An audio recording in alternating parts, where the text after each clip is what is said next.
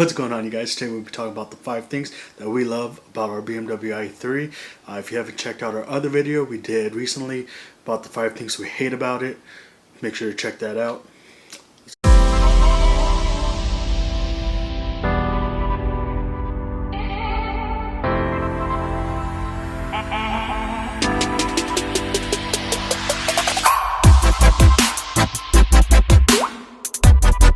Alright, let's get straight into this. Number 5 reason is the HOV sticker. I've been jealous ever since like hybrids came out and you've been able to drive by yourself on the freeway or on the carpool lane. You get a sticker. You can apply for a sticker, you get one. You're on your own. Haven't used it yet though. Pandemic, there's no traffic. There's no real point of using a carpool. So that's why it's number 5. It might go up higher once like everything comes back to normal, but as of right now, we got to put that down on number 5 on our list. At number 4, it has to be the interior. Like it's a 2015, but the interior still looks like super futuristic, super modern, which most BMWs do. I'm like my 05 Series still looks fairly modern.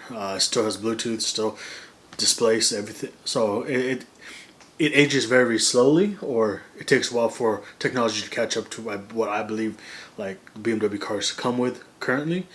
So it's not like we're really fully behind, but the eucalyptus wood trim, the brown leather, the compressed grass, like everything's from recycled materials, or like the eucalyptus tree, one of the fastest growing trees.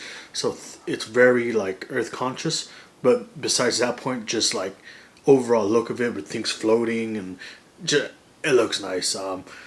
Weird at first was that trigger for to pick if you want to go forward or reverse, but now I'm used to it and it's alright. It feels like I'm in a fighter jet or something. Supra. At number 3, this one we'll take a little bit more time on, is that instant torque. I typically drive stick shift cars. Do I miss it? Not really. I still have one. I still have the 5 Series. So the automatic, it's a little bit boring, yes, but the instant torque, instant power at all times, that makes up for a lot. It is quiet compared to an ICE motor or internal combustion motor or engine. So that you get used to, because like I'll have like an Altima or Camry next to me, and when they accelerate, like they sound super loud. Like I feel like that they have modified exhaust, which they don't. They're just completely stock. That's how quiet it is in that car, and how quiet it is while it drives. It's crazy. But it's that power that's always there when you need it.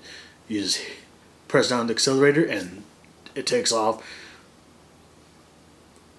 Like that fulfills enough of the car guy in me that this car is perfectly fine.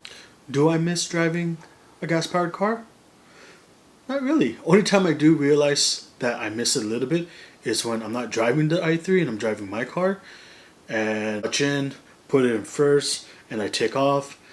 That noise, that feeling of being able to do that, like you can't take it away. That's part of the reason why I prefer a manual versus an automatic.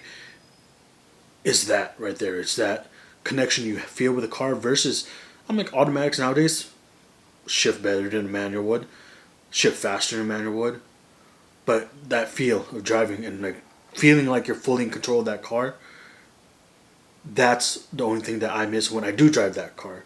When I do drive my car versus the i3. Other than that, it's all good. Number 2, which is fighting for that number 1 spot, is the savings in gas. We usually spend about $200 a month on gas. We are now down to $0 a month on gas. When it comes to charging, we spend about $15 to $20 a month to charge the car. 10% of what we're paying in gas. That's at, just say we do $20 a month at the higher end. That's $180 savings. Brings me to my number 1 point, is low maintenance. No coolant, no oil changes, no smog.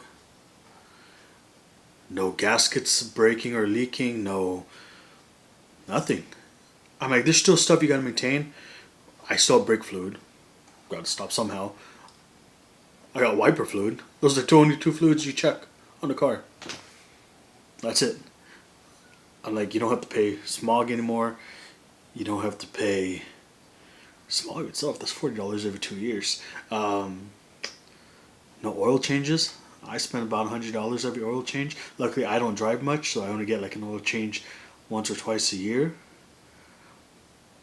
I barely put 3,000 miles on that car a year on 5 Series. Things like that add up. So I'm already saving money on gas, and then on top of all this, I'm saving as well. Like, of course, you still need tires, you still need brake pads, and that's about it.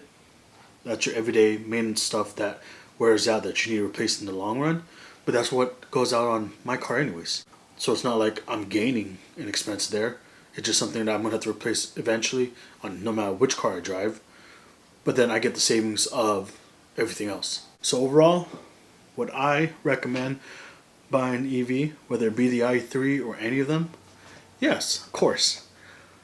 But which one you buy, you have to be honest with yourself. How far do you really drive? Because you can't buy a Nissan Leaf that's going to go 60 miles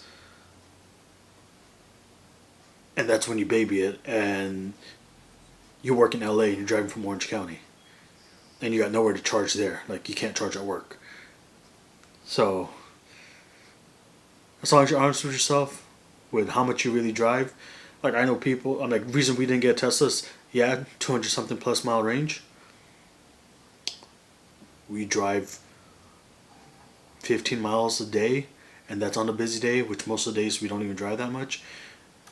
And especially now that we're pretty much just staying at home, we really don't drive anything. Hope you guys enjoyed this video. Those are the 5 things that we love about our i3. Check out the Daily Cruiser sweater. Anyways, let me know. Do you guys own an EV? Are you guys thinking about it? Drop me a comment. Let me know what your thoughts are, maybe questions about it, and I keep answering them. Make sure to subscribe, like, and always, thanks for watching, you guys. Peace.